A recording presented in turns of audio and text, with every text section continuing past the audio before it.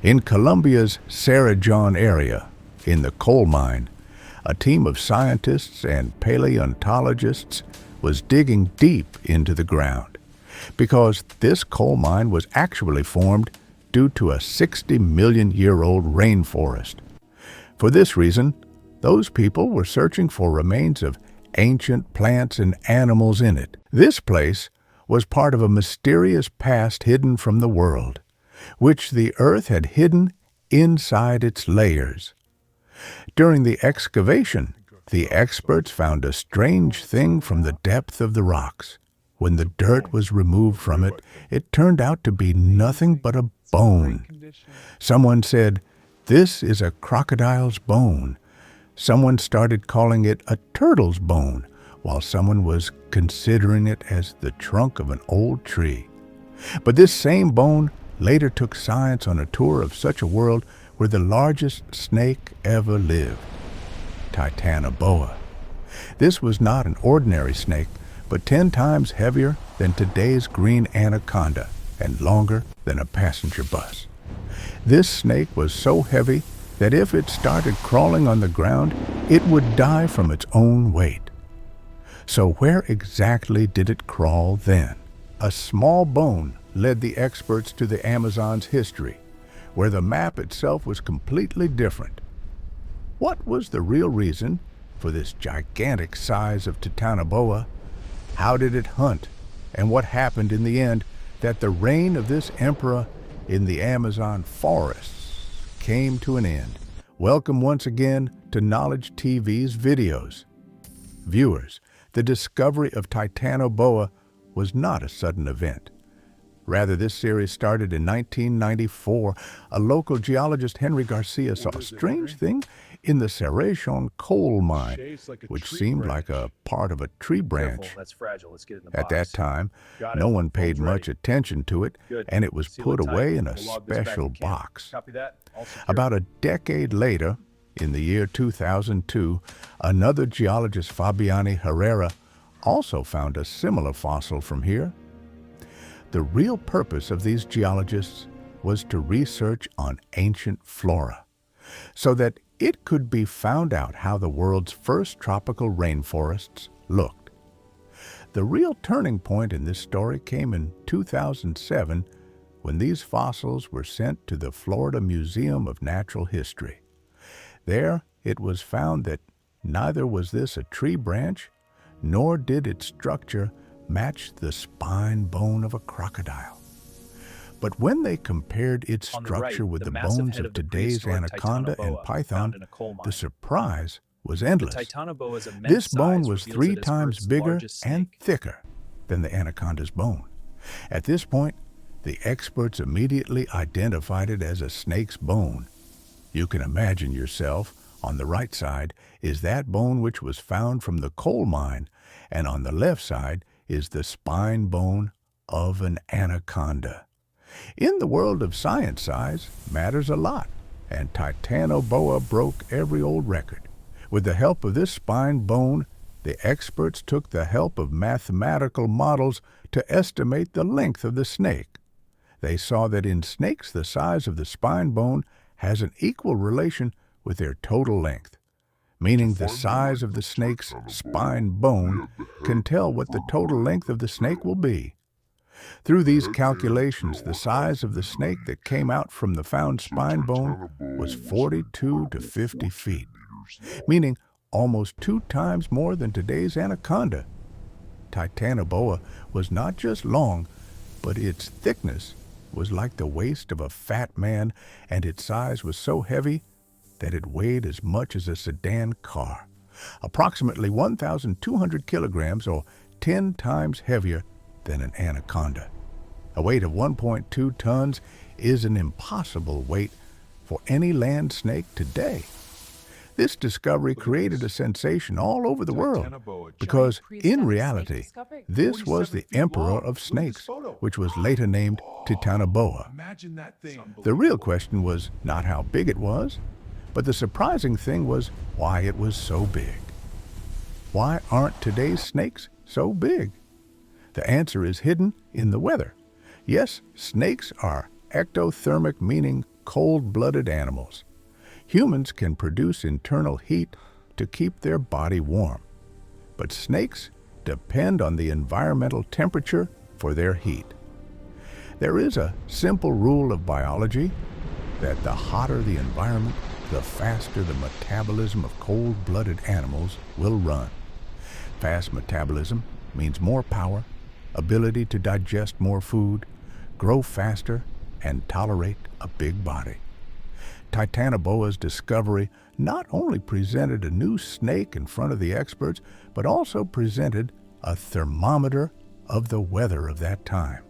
This joint body of Titanoboa was a living proof that 60 million years ago, the temperature of the environment in this area of Colombia was much higher than today.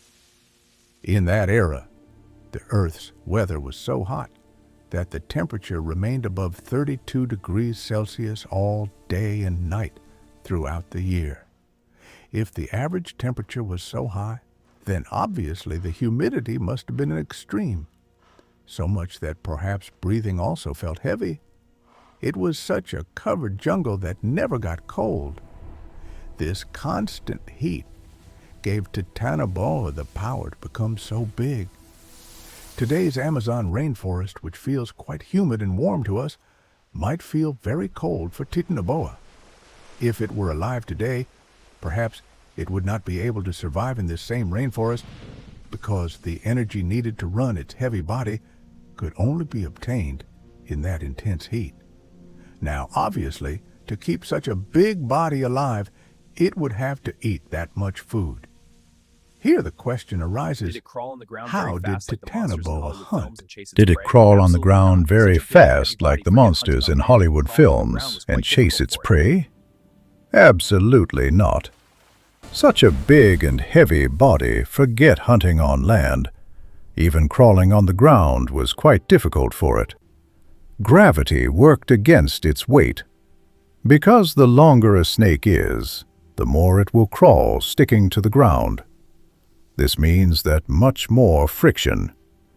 Research revealed that Titanoboa was very slow. Therefore, it was not a land hunter, but a water hunter. It acted exactly like today's crocodile does. It used to spend most of its time inside swampy water because water supported its heavy body, and floating in it with the help of buoyancy, it could feel its weight less and show agility. In deep swampy areas, it used to hide in ambush. Only its eyes and nose were visible above the water. It was an ambush predator, meaning a hunter that attacks from ambush. It did not chase its prey, but waited in ambush for a long time. For hours, perhaps days, it could lie and wait in the water without moving. Its body would camouflage so well in the color of the water that the prey would not even realize its presence.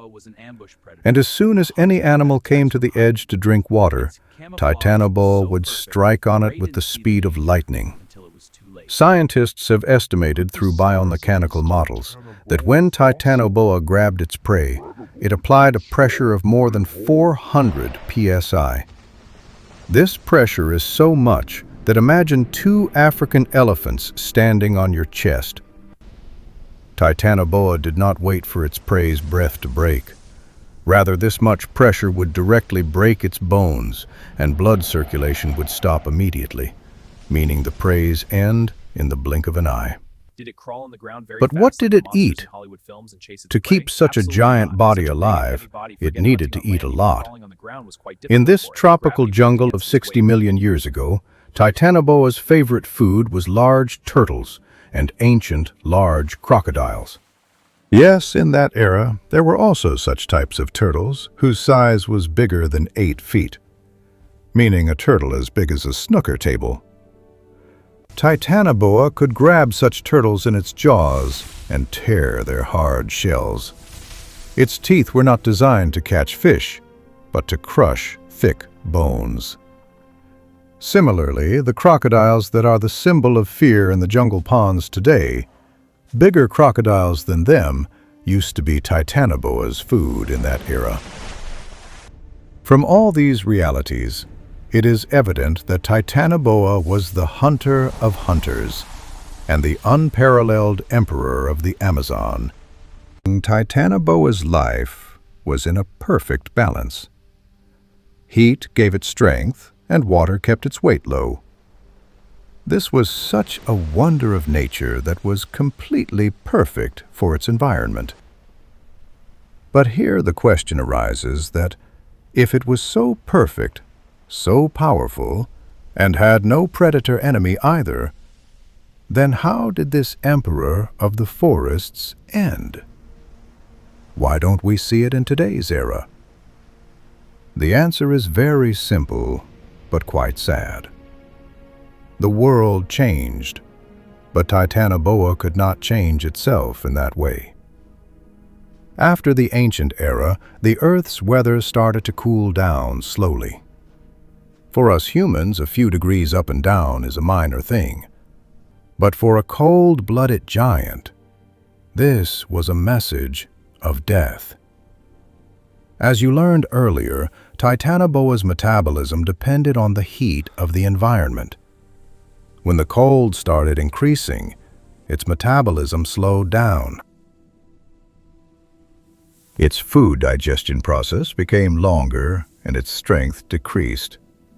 Now it was neither as agile as before, nor could it easily catch prey. Not only the decrease in temperature, but the entire ecosystem here changed. The swampy areas in the rainforest that were perfect for Titanoboa to live, they started drying up slowly, and swamps started decreasing. And along with all this, the last nail in the coffin was hammered by the mammals. Mammals started increasing in the world, and the prey that was Titanoboa's earlier got divided among other animals. In no time, everything became less for the world's largest giant. Neither swamps remained, nor hot weather, and nor prey. Just a few degrees of cold weather made the world's largest snake a part of history. Hope you people will like and share this Knowledge TV video a lot.